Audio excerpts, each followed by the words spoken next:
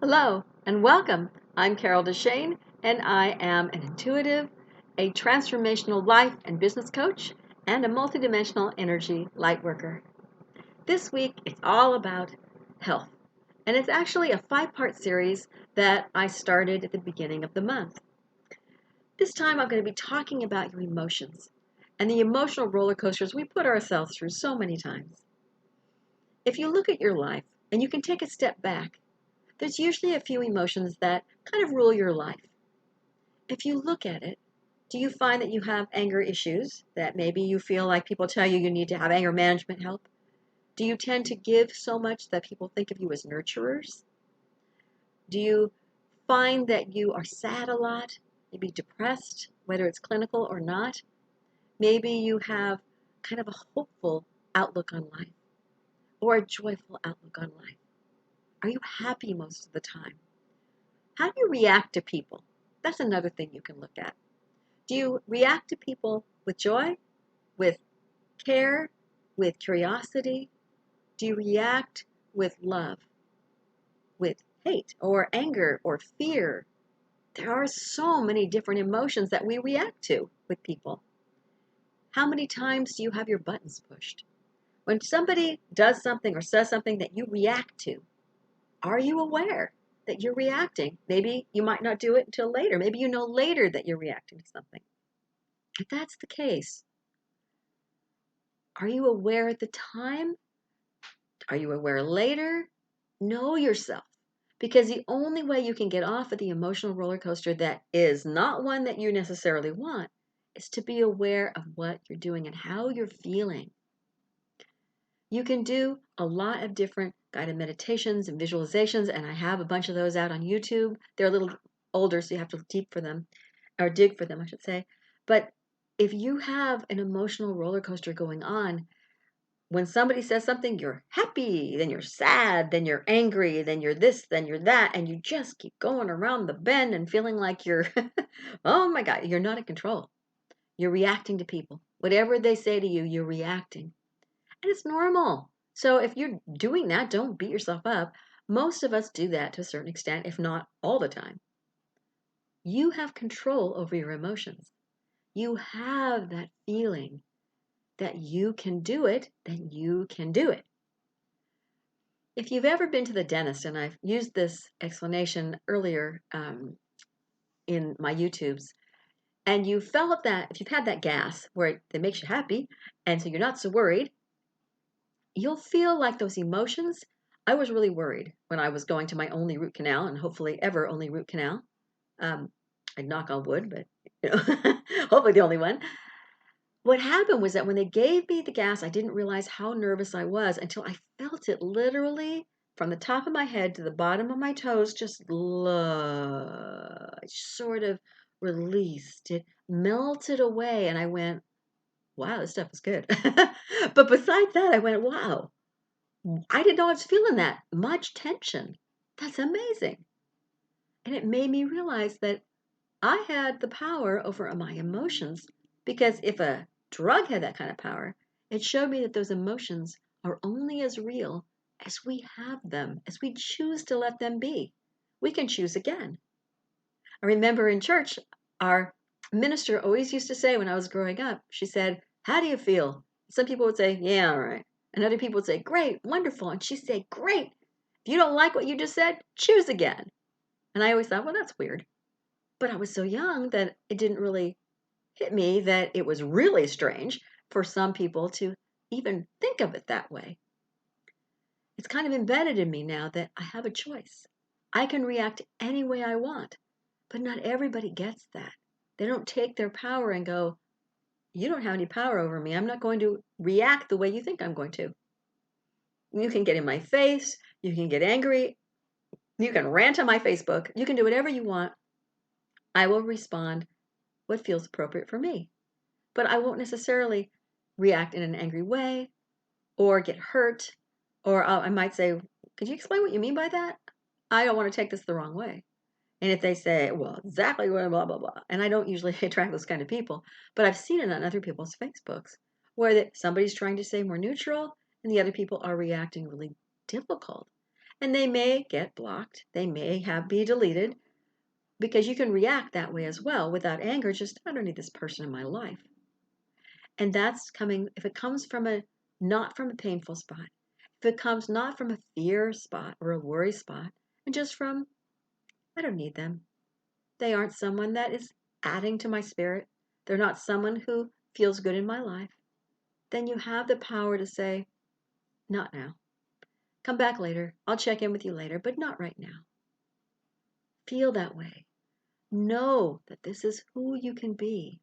Know that you have that power to shift those emotions. You don't have to respond with that knee-jerk reaction, that emotional button that people push. You can look for the button later, but in that moment, take that higher ground. Choose to breathe, to realize that this doesn't have to impact you. It doesn't have to hurt you. It doesn't have to make you angry. If you can see that now, then you have more chance of shifting it later. So it doesn't necessarily mean that in that moment you won't react the same way you always have. But now that if you realize now that you don't have to, that you can react in a different way, you'll come to it sooner when you go, oh, wait, I just reacted. I was just really angry. Do I want to do that? No, it's not worth it. Or this is worth it. I choose to respond this way this time because I need to be in their face to tell them this is not my reality and they cannot act this way to me. So maybe you respond in an angry way, but you choose to do it. Or maybe you do it with love and say, this isn't acceptable. This is not the way I'm willing to interact with you. And if you aren't willing to come from a more loving place and not criticize me all the time, then I can't interact with you right now. And they might get angry and take it personally and rant and rave some more, and then you disconnect from them. But it's coming for you and what you need and how you respond. It's all about self-care, self-love, and allowing yourself to come from a place that's a higher vibration than what you're getting from other people. And what I mean by that, most people will know what I mean if you're listening to me more than likely. But if you raise yourself up and you feel like you connect to source, you allow yourself to not be stuck in those heavier vibrational emotions, the anger, the fear, the worry, the pain, all those things that hold you back, the hurt. If you don't let yourself kind of like boil down with all that, then you can breathe. You can relax. You can let go of their expectations for you when you go, not playing your game. Sorry. And they go, wait, I wanted you to get angry. I didn't like what you said. I want to play this game. And you go, no, I don't need to. And you disconnect or you respond in a whole different way. You're going to get different responses from people than you're used to. You might have people that'll leave. They won't want to be your friend anymore, or your spouse, your loved one might go, forget it. You're not who you usually are. You won't engage with me in this destructive kind of behavior, in this destructive emotional back and forth. You've released it. You've said, I'm done. I'm not doing this. But you've done it from a loving place. I wish you well. I hope that you learn whatever lessons you need to.